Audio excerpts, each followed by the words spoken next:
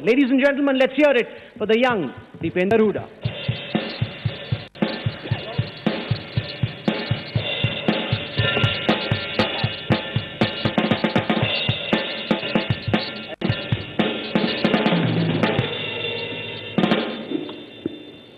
Thank you, Rahul,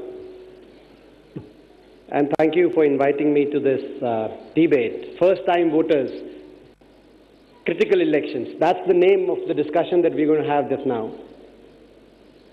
And you have given an interesting start by informing us of the survey that you conducted, in which more than 80% of younger Indians feel as if they need an authoritarian Prime Minister.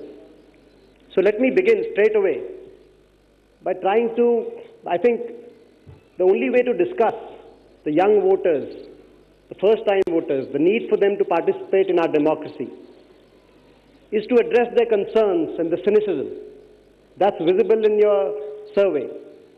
This cynicism, by the way, it is not just restricted to India. We see it across the globe.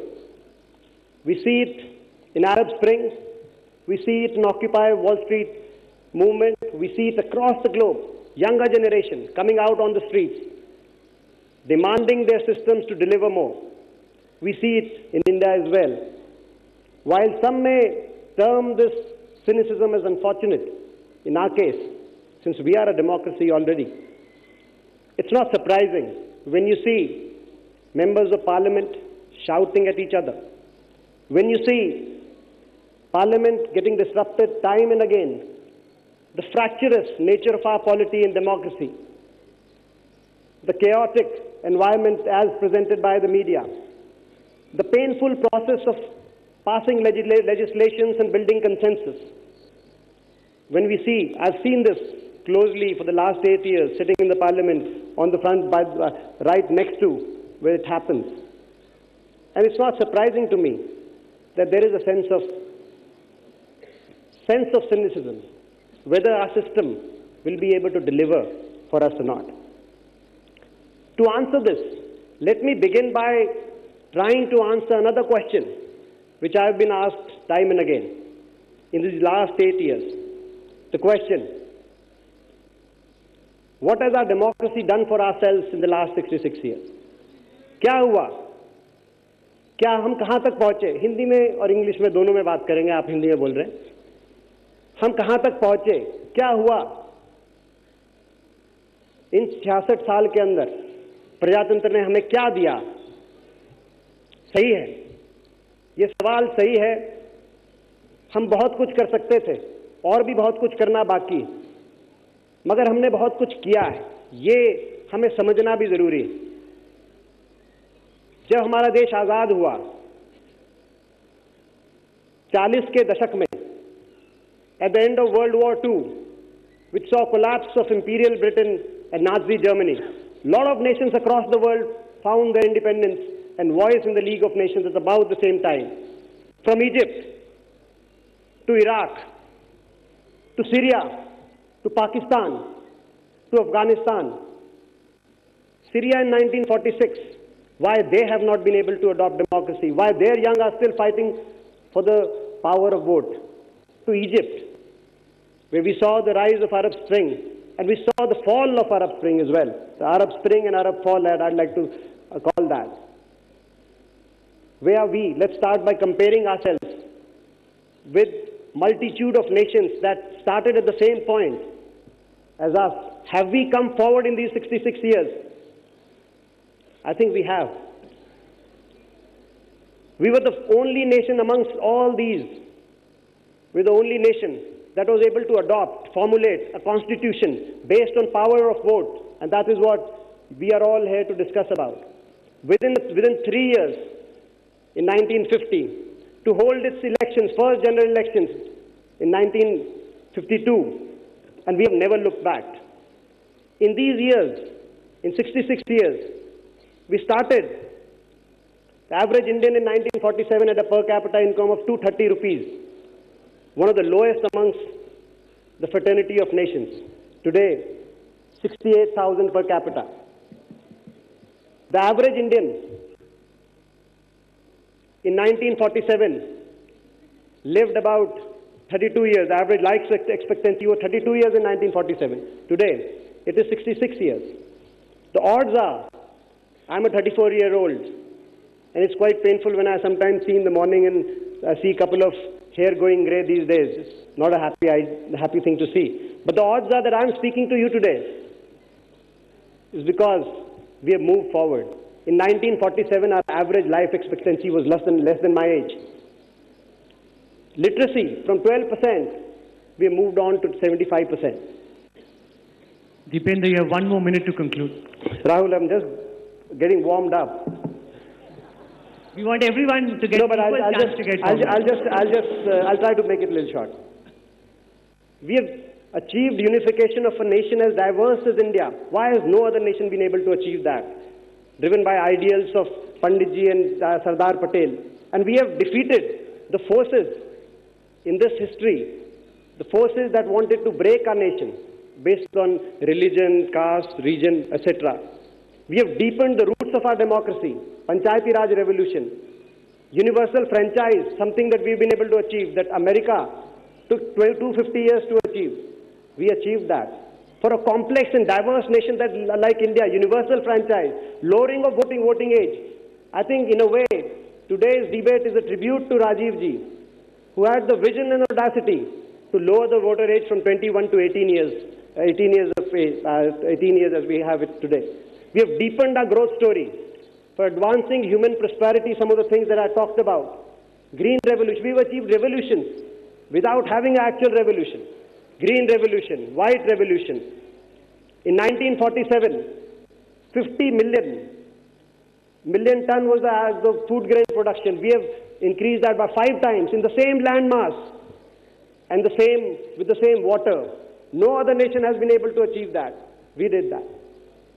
We have done this, but at the same time, it's a legitimate question. Can we do more? We should do more. Even in the last 9 years, and I'll conclude in the next 1 minute, even in the last 9 years, that sometimes we get critical about, we have achieved the fastest rate of economic growth in our history, and second fastest rate of economic growth for 9 years in human history achieved by any other nation. 7.9%. Our size of our economy has tripled from 600 billion to 2 trillion. But something that I'm more proud about in the 9 years, we have achieved a feat which I am most proud of. Human history, not just our history, has seen the steepest decline in poverty in the last 7 years. The might of China and their economic model was not able to deliver 14 crore people, as we have achieved, out of poverty in the last 7 years. We have been able to achieve that. Yet there is so much more we can do. There are a lot of challenges. That's why we are having this debate. Political challenges, economic challenges. We need to generate a lot of growth to provide job opportunities to the young. We need to choose between competing economic theories of growth, of one with growth and one with growth that thinks about inclusion, so that everybody is together. On the political level, on the political side, we have challenges. There are still forces trying to divide our country, divide our nation on the basis of caste, on the basis of communal lines. There are still ideologies which want to build political capital on basis of divisions amongst us. We need to defeat those forces. There is another thing. There's one last thing that I'll touch upon. Another thing that we need to, I think, fight. Divisive nature of our politics, fueled by our vibrant media. क्या अर्थ है divisive nature of हमारी politics का? हमारी विचार भिन्न भिन्न हो सकते हैं, मगर आज हमारे देश में मैं देखता हूं कि राजनीतिक जो विचारधाराएं हैं वो आपस में इतनी, जो डिबेट है, डिस्कोर्स है, वो इतना कोल्ड हो गया है, इतना आपस में हम प्रतिद्वंदी हो सकते हैं मगर दुश्मन नहीं। आज अरविंद केजरीवाल जी बैठे हैं, ये मेरे प्रतिद्वंदी हो सकते हैं राजनीतिक विचारधारा की दृष्टि से, मगर दुश्मन नहीं हो सकते। मैं इनके फैसले का सम्मान करता हूं कि ये राजनीतिक प्रक्रिया के अंदर आए हैं, इस बात का मैं सम्मान कर सकता हूं। मेरी विचारधारा इनसे अलग हो सकती है, मैं समझता हूं कि हमें इस बात का हम सबको सम्मान करना चाहिए कि हम सबका लक्ष्य एक है। रास्ता अलग हो सकता है, हम सब एक महान देश का निर्माण करना चाहते हैं, हम सब अपने देश को आगे लेके जाना चाहते हैं, मगर रास्ते अलग हो सकते हैं। मैं जो रास्ता बताऊं हो सकता है वो अलग रास्ता बताएं, और मैं इस बात का सम्मान करता हूं। बीजेपी हो सकता है अलग रास्ता बताए, मैं उस बात का भी सम्मान करता हूं, मगर मुझे इनकी नीयत पे शक नहीं। मुझे इनकी नीयत ये भी हमारे देश को आगे लेकर जाना चाहते हैं, महान देश का निर्माण करना चाहते हैं, और आपस में प्रतिस्पर्धा में हमें आपस में प्रतिद्वंदी हैं, मगर हमें एक दूसरे को दुश्मन नहीं मानना चाहिए। हम एक ही टीम के मेंबर हैं, और तभी हम देश को आगे लेके जाएंगे, तभी हम युवा पीढ़ी में एक विश्वास उत्पन्न कर पाएंगे। मैं केजरीवाल जी को राजनीतिक शुभकामनाएं नहीं दे सकता, मैं दूसरी पार्टी से हूं, मगर उनको निजी तौर पे मैं बधाई दे सकता हूं। उन्होंने फैसला किया कि वो चुनाव के रण क्षेत्र में आएंगे, अपनी बात कहेंगे, और लोग फैसला करेंगे। मैं आप लोगों से आखिर में कंक्लूड करते समय यही कहना चाहता हूं, हम बहुत लंबा सफर तय करके आए, बहुत लंबा सफर हमें तय करना है। There are lot of achievements as we see in Egypt, in Cairo, young people taking to streets to get the power of vote. We are talking about the first time voters today. As we see decades of economic achievements of some of the Arab nations getting wiped out within days of churning of young, we realize that we have done something in India that no other nation was able to do.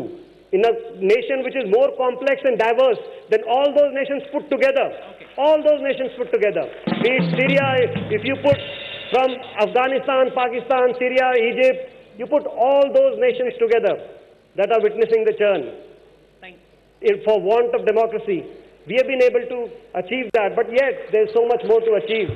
And to all of you, my friends, I'll just say, believe in yourself. You'll have a bright future. Just believe in yourself and go out and choose the best ideology. Thank you.